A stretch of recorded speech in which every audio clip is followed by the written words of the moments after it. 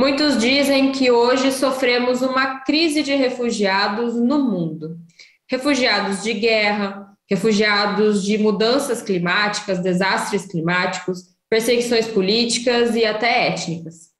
Esse tema parecia distante da nossa realidade. Será? Para entender melhor o tema imigrantes e refugiados, no nosso Conexão OAB de hoje, a gente conversa com o advogado João Gilberto Belvel Júnior, que faz parte de uma nova comissão da OAB aqui de Botucatu, a Comissão de Direitos dos Imigrantes e Refugiados. Então, João, seja muito bem-vindo. A gente já gravou uma vez aqui para a TV Câmara, falando de um evento que vocês estavam organizando, e agora a gente tem essa oportunidade de aprofundar um pouco esse tema tão importante para os nossos dias, né? Boa tarde, Carol. É um prazer estar de volta. Muito obrigado pela oportunidade de falar sobre esse tema que nos é tão caro hoje em dia também. Então, para a gente começar a entender como esse tema chegou aqui para a TV Câmara, chegou para o nosso conhecimento, para todo mundo que está assistindo, essa comissão que eu citei é uma nova comissão aqui da OAB de Botucatu, e eu queria saber por que ela surgiu agora, como que, de certa forma, esse assunto cresceu em importância nos últimos tempos e chegou aqui para Botucatu também. Carol, Botucatu tinha se esquecido de que tinha imigrantes. Não que tenha deixado de ter imigrantes durante algum momento. Há japoneses que chegam a cada década, uma leva bastante grande de japoneses na nossa cidade, na colônia. Também há imigrantes italianos, também há imigrantes alemães, também há imigrantes suíços, austríacos. Botucatu tem uma gama de imigrantes que, inclusive, você consegue indicar onde é que eles estão por algumas figuras famosas, alguns comércios famosos na cidade. Mas Botucatu tinha se esquecido de como é receber um imigrante recém-chegado dentro da cidade. E quando o projeto Reconduz, em 2021, se deu conta de que aquelas pessoas que estavam no semáforo, lá por setembro, mais ou menos, para agosto, eram o Aral. O Aral é uma etnia indígena venezuelana. Quando eles se deram conta de que estavam diante de algo que nos é tão diferente, eles começaram a se perguntar quais outros imigrantes não estariam aqui invisíveis aos nossos olhos no cotidiano. E acabou que eles descobriram ainda no Santa Marcelina, o projeto Reconduz nasceu no Santa Marcelina, com a professora Patrícia Jordan, com a professora Cecília, descobriram uma população de imigrantes que estava bastante desatendida em Botucatu, que tinha chego durante a pandemia ou um pouco antes da pandemia e que tinha se tornado invisível também por causa da pandemia, mas porque tinha começado a trabalhar em alguns postos de trabalho que também não são muito visíveis, também não são muito, não tem muito relacionamento com o público. Então, a comissão na OAB surgiu assim que eu me tornei coordenador do projeto Reconduz, para a gente reaprender, de certa forma, a tratar os imigrantes, os diferentes que estão chegando aqui. E tratar como? Pela via dos direitos. Né? A comissão da OAB, ela tem a função de fornecer informação sobre os direitos dos imigrantes, que é uma matéria muito nova. A nossa lei de imigrações é de 2017, via de regra, ela não é ensinada nas faculdades de Direito, ela só é ensinada em alguns cursos muito específicos sobre imigração, e as pessoas, o funcionalismo público, as empresas, elas não têm contato com essa matéria. A comissão serve justamente para disseminar essa informação. E esse cenário botucatuense que vocês encontraram quando começaram a se debruçar sobre o tema faz parte também de um cenário nacional, né? Porque quando a gente pensa em refugiado, a gente pensa às vezes nas fronteiras da Europa, fronteira dos Estados Unidos com o México, mas essa realidade existe aqui, como você está falando, inclusive na nossa cidade. Então, só para a gente fazer um breve contexto para quem está assistindo, como que esse cenário que vocês encontraram aqui em Botucatu também se relaciona com o cenário do Brasil e dos tempos que a gente vive? A primeira coisa que a gente tem que fazer é separar o que é um migrante do que é um refugiado. Todo refugiado é um migrante. mas ele não necessariamente é um imigrante. Imigrante nós usamos dentro da lei, né, da definição legal, para nos referir a pessoas que vêm voluntariamente ao nosso país. Como quando, por exemplo, uma criança brasileira sonha em estudar nos Estados Unidos, estudar numa faculdade norte-americana ou então ir para a Europa. Isso é um imigrante. O refugiado, ele não tem opção. O refugiado, ele saiu do seu país involuntariamente, porque se ele permanecesse ali, a sua vida estaria em risco. A sua vida ou os seus direitos humanos estariam em risco. Então, ele abandona o seu lar, ele abandona a vida que ele tinha no seu local de origem para se salvar efetivamente. Então, esse é um primeiro ponto. O segundo ponto é de que nos últimos anos nós temos tido um crescimento no número de refugiados que só foi paralelo na história ao da Segunda Guerra Mundial. E isso em virtude de quê? Em virtude, primeiro, de guerras no Oriente Médio, é o caso dos sírios, por exemplo, os afegãos com a saída dos Estados Unidos, do Afeganistão e a tomada de poder pelo Talibã. Também é o caso das guerras civis na África, em vários países africanos, como Congo, Senegal. Também enviam seus refugiados, não enviam, né, os refugiados fogem para cá. É o caso de desastres ambientais, por exemplo. O Haiti foi o primeiro país que mandou, nessa última década, seus migrantes para o Brasil de forma volumosa, né? Os haitianos eles começaram a vir após 2010, após o grande terremoto que houve no Haiti, e o Brasil, naquele momento, estava liderando a MINUSTAH, que era uma missão da ONU para pacificação no Haiti. Havia uma responsabilidade do governo brasileiro sobre o bem-estar dos haitianos, em virtude dos compromissos, né, assumidos pelo governo federal, pelo Estado brasileiro, e os haitianos começaram a vir para o Brasil nessa época, pela fronteira de Roraima, inclusive. A mesma fronteira que hoje em dia está sendo usada pelos venezuelanos, que é o nosso maior fluxo de imigrantes e refugiados na atualidade. Todo mundo sabe o que aconteceu na Venezuela, né? Todo mundo tem alguma versão dos fatos que aconteceram na Venezuela. A questão é que eles vivem uma crise de abastecimento e uma crise política muito grande. Então, mesmo pessoas que eram muito bem colocadas no mercado de trabalho venezuelano, aqui em Botucatu a gente tem médicos veterinários, a gente tem jornalistas, a gente tem pessoas extremamente qualificadas, pilotos de avião aqui,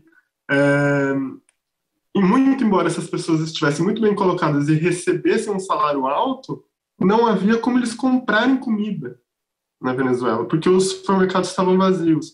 Não havia como eles serem atendidos no hospital, porque as farmácias estavam vazias, os serviços públicos tinham se esvaziado. Então, eles fogem para o Brasil para salvar suas vidas, efetivamente, mas não devido a uma guerra, como no caso da África, várias guerras africanas, também não é o caso dos ucranianos, né? E também não é o caso de uma guerra civil, como acontece, como a gente poderia qualificar, talvez, a questão do Talibã no Afeganistão. E você citou até já essas pessoas que estão em Botucatu. Quais são as dificuldades enfrentadas por essas pessoas que chegam de outros países, de maneira geral e de maneira específica na nossa cidade? E quem são essas pessoas em relação a perfil, da onde vêm, por quais motivos vêm para cá? Agora você vai me perdoar, eu sou advogado, mas eu também sou antropólogo, né?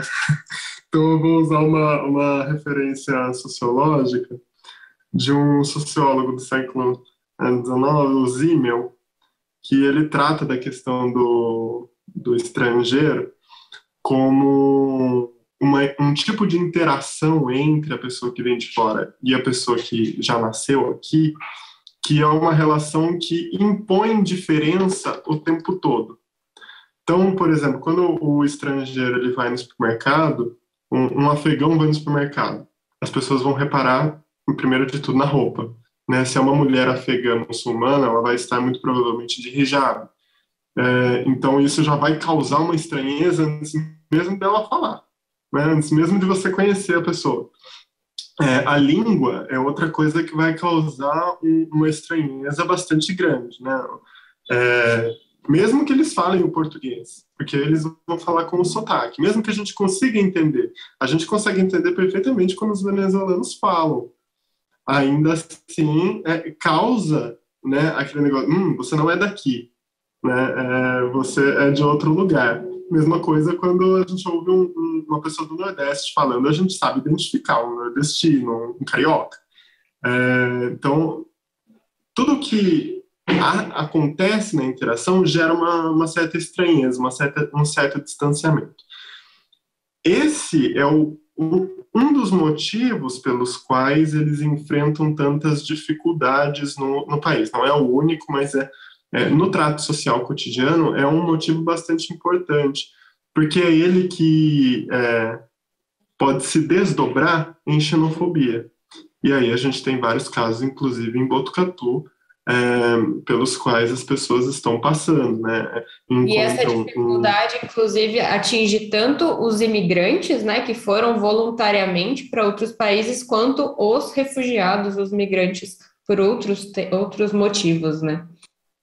Só que no caso dos refugiados ainda tem uma estigmatização a mais, né? As pessoas conhecem um venezuelano e têm uma ideia da Venezuela e acham que essa ideia que elas têm da Venezuela, devido à nossa interpretação política sobre a Venezuela, ela de alguma forma contagia o que os venezuelanos são, né? Então, as pessoas muitas vezes têm preconcepções sobre o venezuelano em virtude de discordar legitimamente do governo venezuelano. E aquela pessoa não é o seu país, né? Muito pelo contrário, ela fugiu do seu país. Nós também não somos o nosso país, não podemos ser responsabilizados por tudo o que o nosso Estado faz, né, individualmente. Mas isso gera uma série de problemas. E fora esses problemas, os problemas jurídicos propriamente ditos, toda a problemática de políticas públicas, de atendimento público. Isso gera uma série de dissabores cotidianos que aumentam cada vez mais a distância entre o nacional e o estrangeiro. E nesse sentido, como que ações como essa comissão nova da OAB, os projetos como o projeto Reconduz, que você citou, e as ações do poder público por meio de políticas públicas podem auxiliar essas dificuldades e essa adaptação, esse recebimento dessas pessoas aqui no Brasil, nas cidades, né, nos países e nas cidades? O projeto Reconduz, ele atua fazendo atendimento direto aos refugiados. Esse atendimento não tem nada a ver com assistencialismo. Muitas vezes me perguntam se tem alguma coisa a ver com assistencialismo. Não tem absolutamente nada a ver. O que a gente faz é regularização migratória, ou seja, a gente atualiza os documentos dos migrantes, porque eles precisam ser atualizados periodicamente para que eles permaneçam regulares no país. E repare que eu estou usando o termo regular e não legal, né? Não existem pessoas ilegais, não existem imigrantes ilegais também. Esse é o trabalho do Reconduz. Além disso, a gente trabalha na parte da mediação intercultural, fazendo eventos como aquele que a gente veio divulgar aqui, e valorizando as diversas culturas que compõem o substrato social da nossa região. A comissão da OAB, ela tem uma função que é mais ou menos semelhante, mas ela é especificamente voltada para a disseminação de informações sobre os direitos dos migrantes e dos refugiados. Então, muitas vezes, o funcionalismo público, por exemplo, está já instrumentalizado para fazer o atendimento dessa população. Só que está instrumentalizado lá no governo federal, lá no governo estadual. E o funcionário público de Botucatu, o servidor público dos municípios, de forma geral, não sabe usar os instrumentos que existem no governo federal, no governo estadual. E muitas vezes não existe dentro do funcionalismo público municipal esses mesmos instrumentos. É o caso, por exemplo, de matrícula nas escolas. A gente tem um caso em Botucatu de uma menina que ela deveria estar na terceira série do ensino médio quando ela chegou no Brasil. E aqui no Brasil tentaram, ela veio da Venezuela, conhecimento de matemática, de química, de física, de todas as disciplinas dela é excelente, notas altíssimas. Poderia acompanhar qualquer discussão em qualquer escola pública ou particular aqui no Brasil, mas não sabia escrever em português. Ao invés de se dar uma aula de reforço, ou então de simplesmente matricular essa jovem, né, no ano que ela deveria estar matriculada e deixar ela se esforçar para aprender o português, por mais que não tenha uma política pública específica para isso, matricularam ela na quinta série, com crianças que eram muito mais... Com critério nenhum também, né? Sem critério. Assim, só disseram que ela precisava entender o português, então vamos para a quinta série. Esse tipo de coisa gera, na verdade, uma falta de acesso, um bloqueio ao acesso na educação, porque essa jovem, ela não vai para a escola. Ela nunca vai se dispor a ficar, além de ser estrangeira, além de causar o estranhamento, além de estar num lugar completamente novo, ela vai ter que estudar com crianças, e ela é uma jovem adulta. Então, são informações, às vezes, mínimas que precisam ser passadas, e algumas modificações muito pontuais no regulamento municipal que precisam ser feitos para atender muito melhor essas pessoas, sem que a gente onere o erário público, onere o tesouro municipal. E isso é importante, né? Porque as pessoas sempre perguntam, não, mas não tem política pública suficiente nem para o brasileiro, vai ter para o estrangeiro? A gente não está falando de gastos extras aqui. A gente está falando de adaptação do que já existe para o melhor atendimento de toda a população de forma geral, inclusive estrangeiros. E falando no que já existe, como você citou, existe, né, uma legislação aqui no Brasil específica para refugiados e imigrantes, ela é de 2017. Então, como a gente está nesse programa, né, Conexão OAB, trazendo temas jurídicos de uma maneira acessível, você poderia falar um pouquinho alguns pontos principais dessa lei, quais os impactos, né, desses pontos na vida desses migrantes, e se você quiser, inclusive, destacar como é a função dessa comissão da OAB, os direitos que eles têm segundo essa legislação e outras legislações brasileiras que existem. A nossa lei de migrações, ela é uma resposta da sociedade civil, e efetivamente foi a sociedade civil organizada, foram entidades do terceiro setor, organizações não governamentais, movimentos sociais, à direita e à esquerda, porque houve um consenso geral dentro da Câmara e um consenso geral dentro do Senado sobre a matéria. É uma das leis que é uma lei que responde à injustiça que vinha sendo perpetrada pelo Estatuto do Estrangeiro desde a época da ditadura militar. Ela revoga o Estatuto do Estrangeiro, que era uma lei extremamente gravosa, era uma lei que criminalizava a migração, muitas vezes, principalmente a migração não europeia, né? Aqui, né, a gente tem que falar das seletividades legais, né? E o Estatuto do Estrangeiro, ele efetivamente, ele permitia uma entrada de europeus no país e barrava todo o resto, barrava todos os demais. Esse estatuto já vinha sendo, muito aos poucos, desintegrado por outras medidas, tratados internacionais, a própria lei de refúgio, que é da década de 90, mas em 2017 ela é efetivamente revogada no governo Michel Temer. E é revogada pela lei de migrações, que é uma das leis mais sofisticadas na matéria que a gente tem no mundo. É uma das leis mais aplaudidas que a gente tem no mundo. E isso não é o João que está falando. Isso é a Agência da ONU para os Refugiados, isso é a Organização Internacional das Migrações. São órgãos supranacionais e extremamente especializados no assunto que falam. Essa lei, o que ela faz de diferente? Em primeiro lugar, que ela aplica a Constituição brasileira. Não, o Estatuto do Estrangeiro não aplicava a Constituição brasileira, negava a Constituição brasileira, até porque é anterior a ela. Então, tudo que na Constituição é tratado como direito individual, ou seja, de todos os indivíduos, ou então como direito social, que pode ser traduzido como direitos de todas as pessoas que vivem no Brasil, todos esses direitos são garantidos aos imigrantes e aos refugiados. E isso a gente está falando de quê? De propriedade, de trabalho, de privacidade, de saúde, de educação, de assistência social.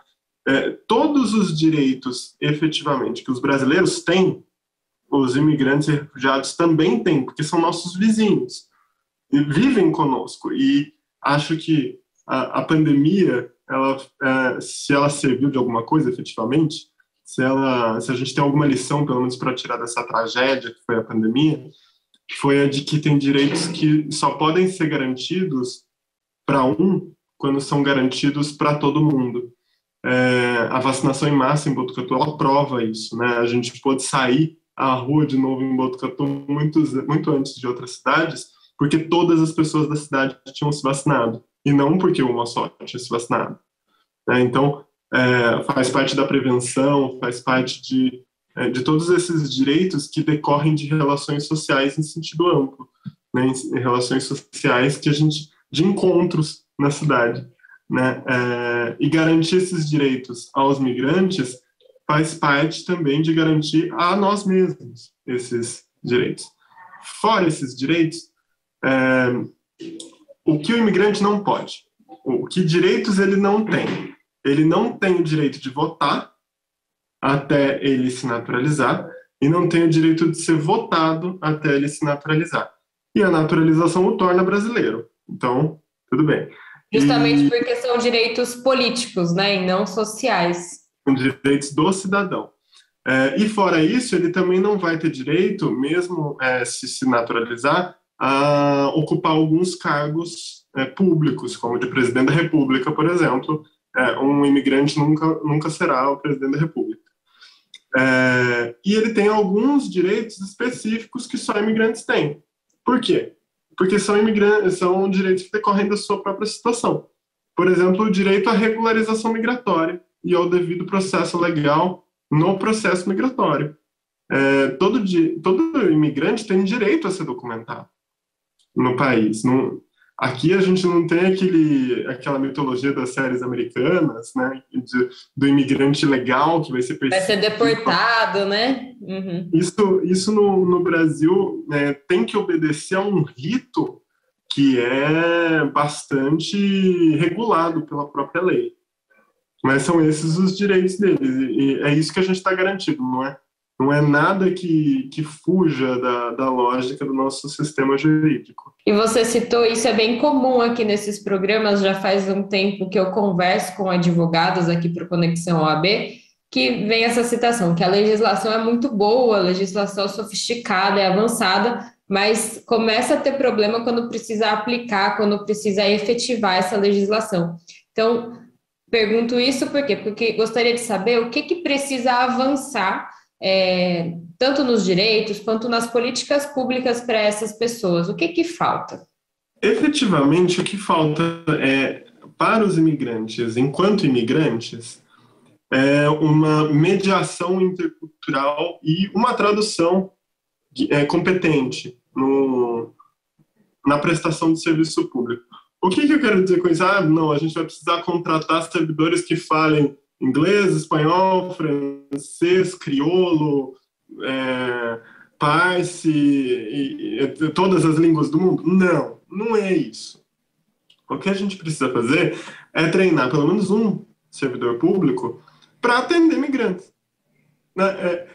Ter o olhar sensibilizado para buscar quais são as idiosincrasias culturais dessas pessoas, quais são as situações que trouxeram essas pessoas para cá, pessoas que estejam treinadas em olhar para a diferença e, de certa forma, adaptar o serviço a essa diferença. Isso já é feito em algum lugar? Isso é feito. Isso é feito, por exemplo, em São Paulo.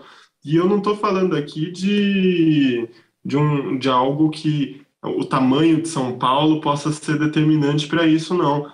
são funcionários públicos comuns que são treinados, são sensibilizados, passam por, né, alguns cursos, algumas sensibilizações, alguns treinamentos para receber essas pessoas. Não é necessário nada demais.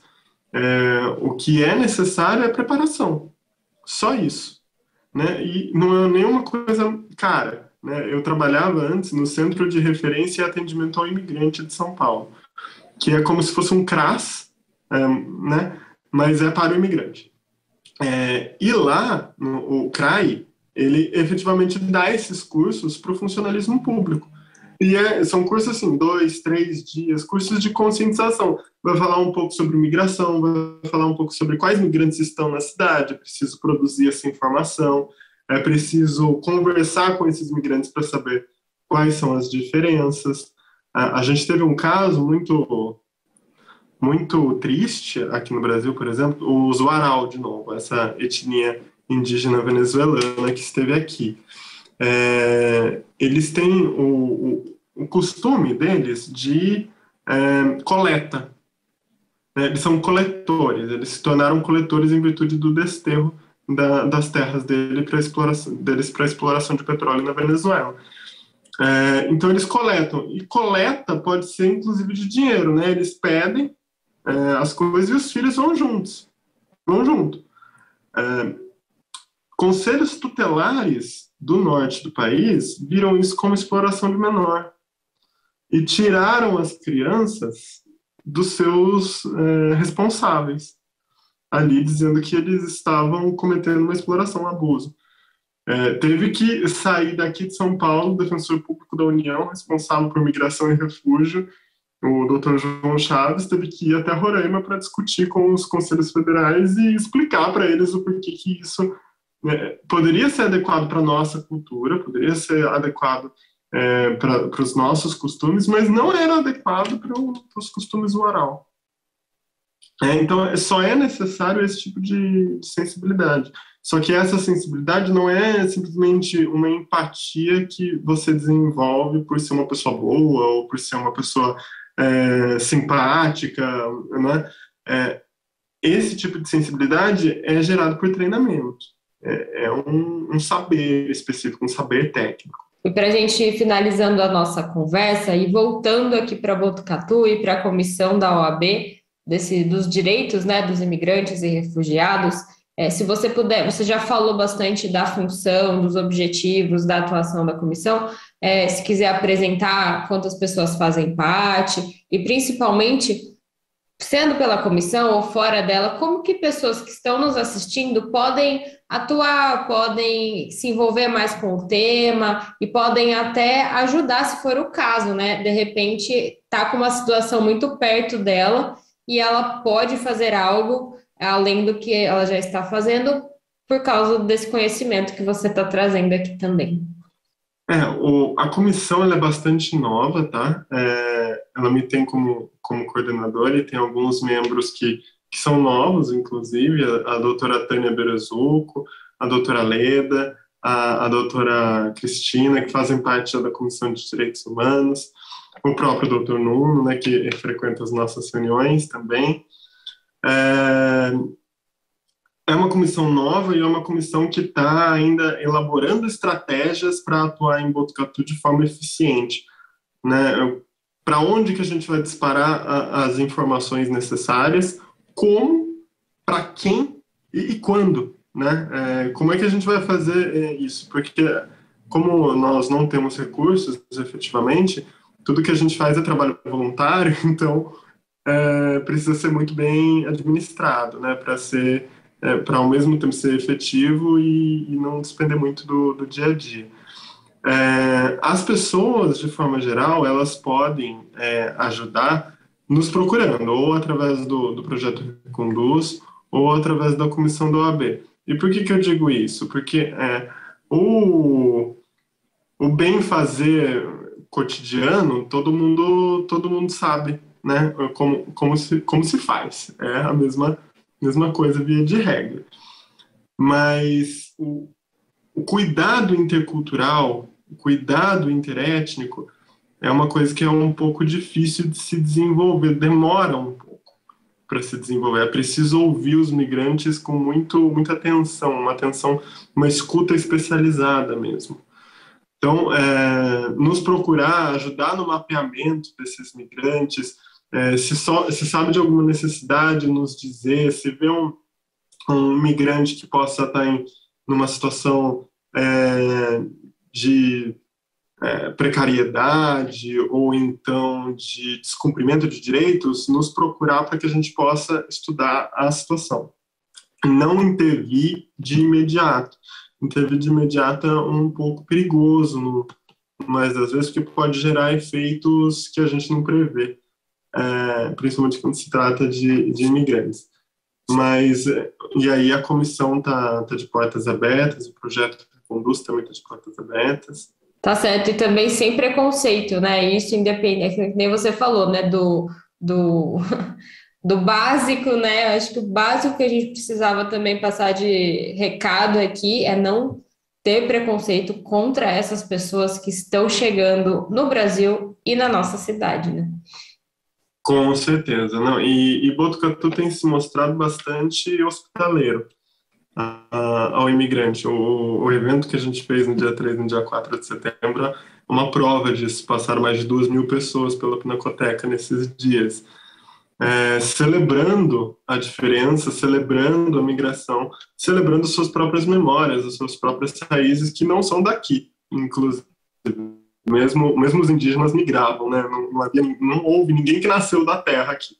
Então, isso é muito importante, saber que nós somos migrantes, que todos somos migrantes, ajuda no combate a esse preconceito e nesses questionamentos impertinentes sobre por que eles estão migrando, quem é que deu o direito deles virem para cá, quem é que deu o direito de nós virmos para cá, os nossos avós, os nossos bisavós, né? Não existe isso, a Terra é redonda e a Terra tem um espaço limitado e o número de pessoas aumenta.